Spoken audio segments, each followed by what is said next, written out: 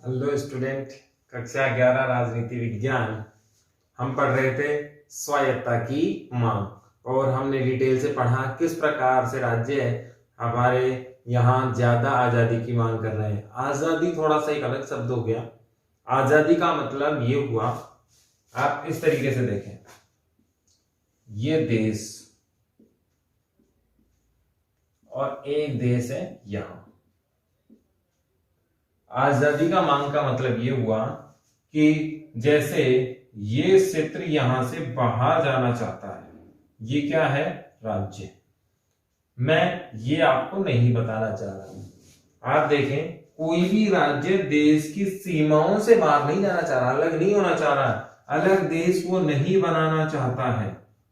हम जो यहाँ टॉपिक पढ़ रहे हैं, हम क्या चाहते हैं? यहां हम क्या पढ़ रहे हैं? राज्य को उसकी डिपेंडेंसी ज्यादा दी जाए, वो रहेगा देश के अंदर ही, वो केंद्र के कानून को मानेगा, संविधान को मानेगा, देश की सीमाओं का पूरा सम्मान करेगा, देश की नीतियों का पूरा सम्मान करेगा। लेकिन केंद्र के जो दबाव हैं उसमें वो कहीं ना कहीं आजादी चाहता है। जैसे पंजाब में पंजाबी भाषा की बात करें, तमिलनाडु में तेलुगु की बात करें, महाराष्ट्र में मराठी की बात करें, तो ये भाषा आधारित संस्कृति के आधार पर अपने आप की विशिष्ट पहचान बनाना चाहते हैं। लेकिन इससे कहीं ना कहीं एक नकारात्मक विचार जो मन में आता है, सभी राज्य ऐसे करने लग जाएंगे तो देश की एकता का क्या होगा? हर कोई अपने बारे में सोचेगा तो देश के बारे में कौन सोचेगा? ये एक बड़ा सवाल निकलकर सामने आता है। यहां से ये पहलू तो क्लियर हो गया कि राज्य देश से अलग होकर नहीं जाना चाहता है। उसके उदाहरण भी हम पढ़ेंगे।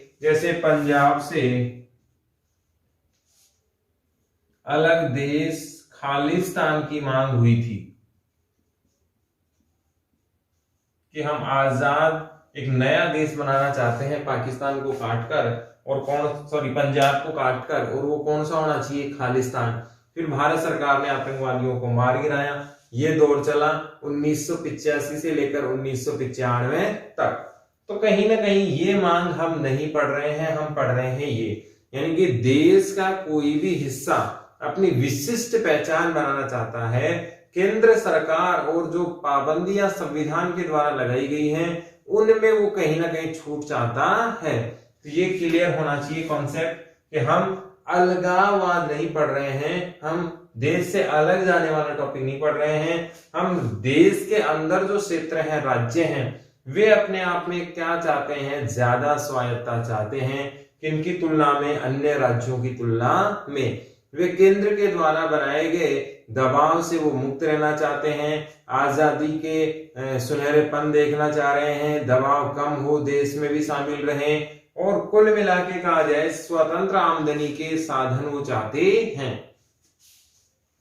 इसमें हम देखें तो केंद्रीय नियंत्रण के प्रति नाराजगी इसमें हमेशा बनी रहती है। अगला बिंदु देखें, केंद्रीय नियंत्रण के प्रति हम उदाहरण देखें, कर्नाटक, पंजाब, हिमाचल प्रदेश,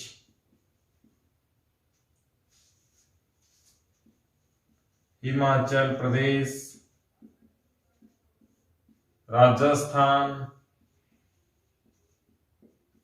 अब यहां आपको मैं थोड़ा सा फ्लैशबैक में पीछे लेके चलता हूं, तब ये कहानी समझ में आएगी केंद्र के प्रति नियंत्रण की जो नाराजगी है वो क्यों है। भारत में पहला आम चुनाव हुआ 1952 में,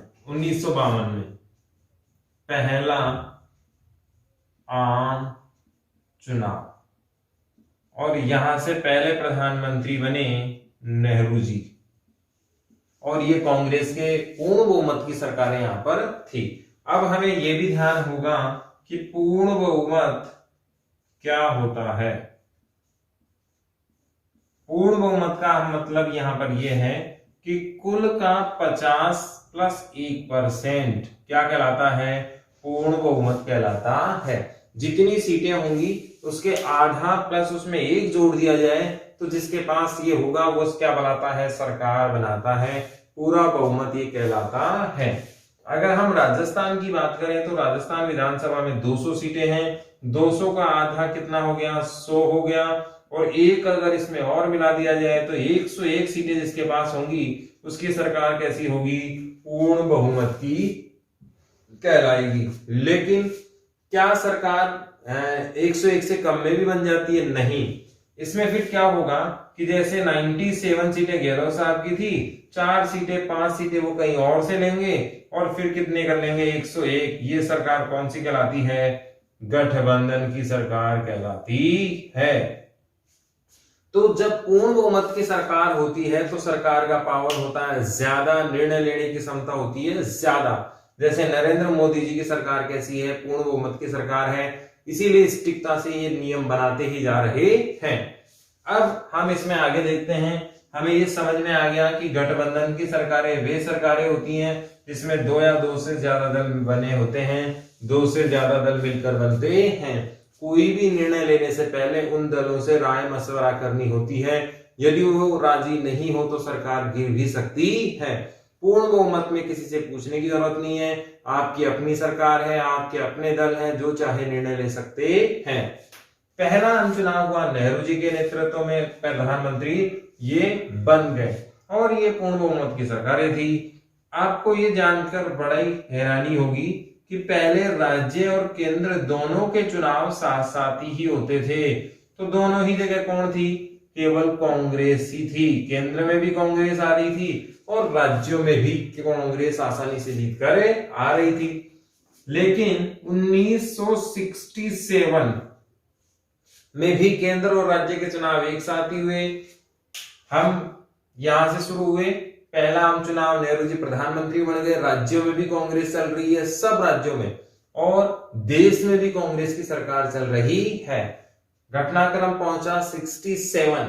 यहां पर क्या होता है, केंद्र में तो जैसे तैसे सरकार आ गई, लेकिन राज्यों में कांग्रेस की सरकारें 7 राज्यों में नहीं आई। कितने राज्यों में, 7 राज्यों में, प्लस 2 राज्यों में गठबंधन के कारण, दल बदल के कारण नहीं आई। तो कुल 9 राज्यों में कांग्रेस इस बार नहीं आई और ये चुनाव था चौथा आम चुनाव।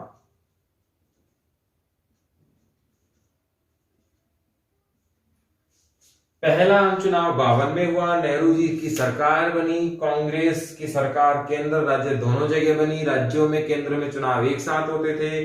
और अब ये घटनाक्रम चौथे आम चुनाव तक पहुंचा, लगातार कांग्रेस जीतती हुई आ रही थी। 67 में इंदिरा जी प्रधानमंत्री मॉनिटरिंग करके इनको चुनाव लड़ाया गया।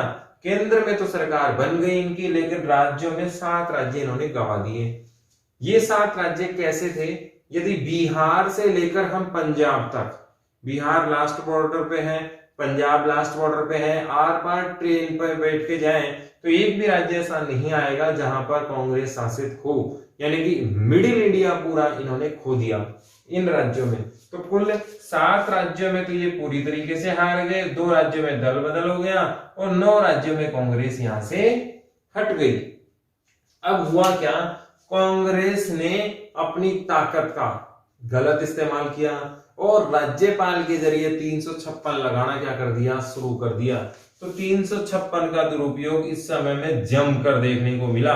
इससे पिछले वीडियो में हमने देखा था भाग 18, संविधान का भाग 18 किससे संबंधित है, आपातकालीन शक्तियों से संबंधित है। इसमें अनुच्छेद 356 किससे संबंधित है, राष्ट्रपति शासन से संबंधित है।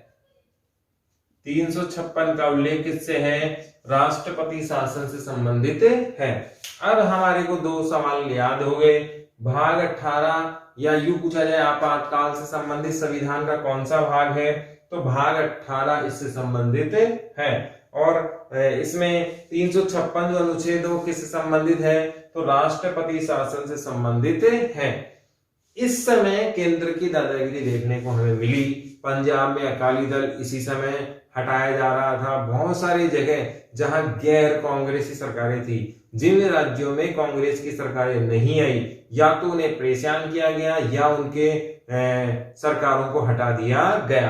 तो इस आधार पर केंद्रीय नियंत्रण को कहीं ना कहीं नाराजगी का सामना करना पड़ रहा है और उस समय भी नाराजगी का सामना करना पड़ा। क्योंकि केंद्रीय नियंत्रण कई बार 356 का दुरुपयोग करता है।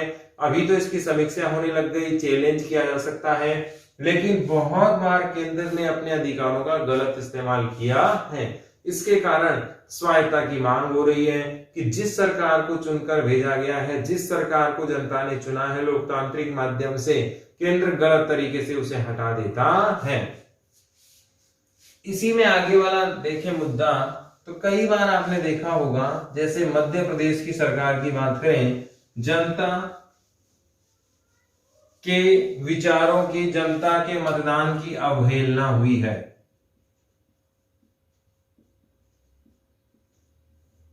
कांग्रेस की सरकार को एमपी में अभी वर्तमान में क्या मिला है, बहुमत मिला था, लेकिन सिंधिया जी ने दल बदल किया और हारी हुई बीजेपी को क्या कर दिया, सत्ता में ला दिया। कुछ विधायक अपने साथ लेके चले गए, दल बदल किया, और ऐसे में कहीं ना कहीं केंद्र की भूमिका के प्रति लोगों की क्या हो जाती है, नाराजगी हो जाती है। सीएम साहब, गहलोत साहब भी कह रहे हैं कि मेरी सरकार कभी भी गिराई जा सकती है। पिछले नाटक हमने कोरोना से पहले खूब जबरदस्त देखे ही थे। तो कहीं ना कहीं देखा जाए तो दल बदल भी एक प्रकार की समस्या हमारे सामने केंद्र के कारण आ जाती है। ऐसा ही नहीं कि इसके लिए जिम्मेदार सिर्फ केंद्र ही है, राज्य भी है, लेकिन राज्य ऐसी स्थितियों से बचने के लिए ऐसा कर रहा है।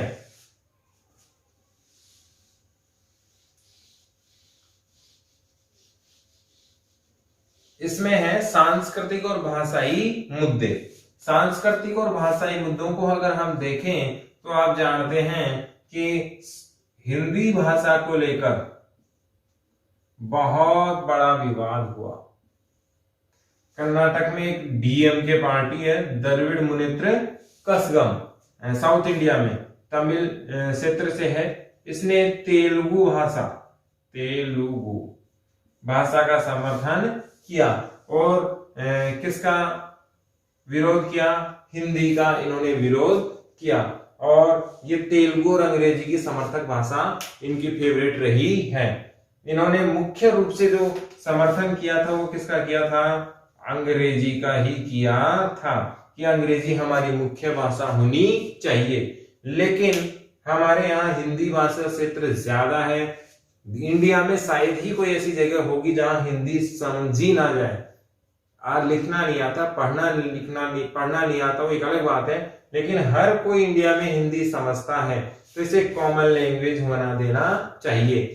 हिंदी भाषा को लेकर विवाद जग जाहिर है। हमारे यहाँ त्रिभाषा फॉर्मूला भी आया 1956 में, जिसके अध्यक्ष थे बीजी खर्रे। इसमें पहली भाषा हिंदी रखी गई, दूसरी भाषा अंग्रेजी रखी गई और तीसरी स्थानीय भाषा का स्थान दिया गया। लेकिन यहां से अगर हम देखें स्वायत्तता की मांगों को, तो विभिन्न क्षेत्र अपने क्षेत्र की भाषा को प्रायोरिटी देते हैं। पंजाब में पंजाबी भाषा वाला समर्थन रहता है, हरियाणा में हरियाणवी भाषा, राजस्थान में राजस्थानी भाषा। तो भाषा के आधार पर अपनी प्रतिष्ठा पहचान बनाने की वकालत हमेशा होती रही है, लेकिन ये स्वायत्तता देश हित में नुकसान पहुंच जाता है या देश के लिए हानिकारक है। सांस्कृतिक पहचान, साउथ इंडिया की यदि हम बात करें तो साउथ इंडिया में फेस्टिवल्स बहुत जबरदस्त अलग तरीके से मनाए जाते हैं। ये लोग कहते हैं कि हम मुख्य धारा में शामिल हैं, लेकिन हमें हमारी सांस्कृतिक पहचान को नहीं खोना है। एक इंडिया बन रहा है, नो डाउट अच्छी चीज है, लेकिन हमारी संस्कृति को ज्यादा छूट मिलनी चाहिए, जिससे हम डेवलपमेंट को आगे ले जा सकें, जिससे हमारी स्वतंत्रता ज्यादा बने। तो ये मुख्य कारण रहे स्वायत्तता की मांग के। इसमें केंद्रीय नियंत्रण के प्रति नाराजगी क्यों है, हमने डिटेल से पढ़ लिया। सांस्कृतिक और भाषाओं के आधार पर मैंने आपसे कहा डीएमके पेरियार साहब इसके जो लीडर थे, उन्होंने अंग्रेजी का समर्थन, तेलुगु का समर्थन, स्थानीय भाषाओं का समर्थन खुलकर किया और हिंदी भाषा का इन्होंने जमकर विरोध किया। साउथ इंडिया वाले हिंदी का हमेशा विरोध कर रहे थे, क्योंकि इनकी जो फेवरेट भाषा है वो कौन सी है, अंग्रेजी ही है। लेकिन ये सोचना चाहिए कि जब चाइनीज लोग चाइनीज भाषा का समर्थन करते हैं, जापानी भाषा का समर्थन करते हैं, अमेरिका अमेरिकन इंग्लिश का समर्थन करता है तो भारत को भी हिंदी भाषा का समर्थन जरूर करना चाहिए। स्वायत्तता की मांगों में आगे देखें तो राज्यों में एक प्रमुख जो विवाद बना हुआ है वो है सीमा विवाद को लेकर।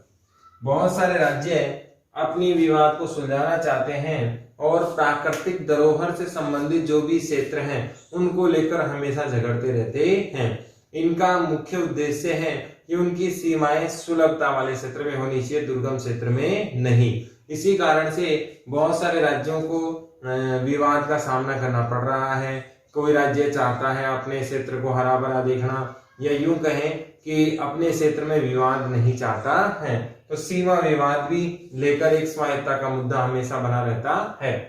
इसमें संसाधन विवाद, इसमें है प्राकृतिक संसाधन, प्राकृतिक संसाधनों को लेकर विवाद होता रहता है। दूसरा नदी जल, तीसरा है बहु उद्देश्य परियोजनाओं को लेकर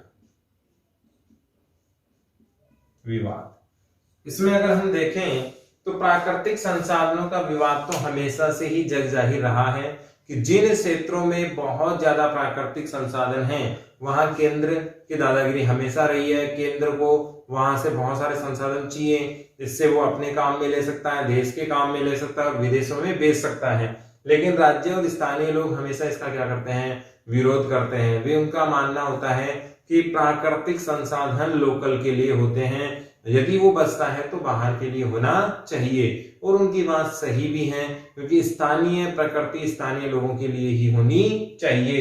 नदी जल विवाद, जैसे कावेरी नदी विवाद है, भारत में नदी जल विवाद जग जाहिर है और नदी जल को लेकर, पानी को लेकर दो देशों के मध्य विवाद है, अंतरराष्ट्रीय स्तर पर बहुत सारे देशों में विवाद है और मुख्य राज्यों में तो विवाद है ही है। कावेरी जल बंटवारा अभी तक बहुत बड़ा प्रसिद्ध विवाद हमारे यहाँ चल रहा है, लेकिन इसके जल को बांटने के लिए न्यायाधिकरण व्यवस्था हमारे यहाँ बहुत सुव्यवस्थित की गई है। बहुउद्देश्य परियोजनाओं को लेकर भी केंद्र राज्य के मध्य तनातनी रहती है। राज्य का उद्देश्य है कि ऐसी योजनाएं जो लाभकारी हो सबको मिलनी चाहिए, लेकिन हानिकारक हमारे को ही क्यों मिले। जैसे परमाणु भट्टियां लगाना, कोई नहीं चाहेगा कि अपने आसपास परमाणु बम, परमाणु ऊर्जा की भट्टियां लगे जिससे रेडिएशन फैले। ऐसी परियोजनाएं कोई नहीं चाहता है, लेकिन कहीं तो लगानी होगी। जैसे महाराष्ट्र में अभी जो अमेरिका से प्लांट लिया है हमने, उसको लगाने की योजना चली, लेकिन इसका विरोध होने लग गया।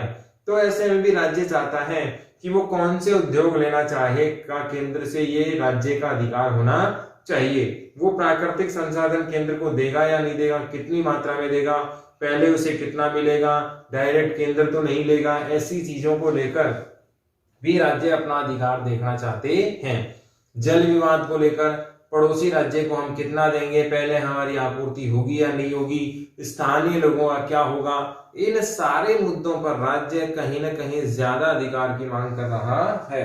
लेकिन केंद्र इन चीजों को अपने पास रखना चाहता है। केंद्र का मानना है कि हम सबके लिए हैं, पूरा देश मेरी जिम्मेवारी है, तो किसी क्षेत्र विशेष के लिए इतना करना उचित नहीं है, सही नहीं है। तो ये प्रमुख कारण रहे राज्य ज्यादा स्वायत्तता मांग रहे हैं इसके, कि राज्य लगातार अपने अधिकार क्यों बढ़ाना चाहते हैं, केंद्र से तनातनी क्यों है।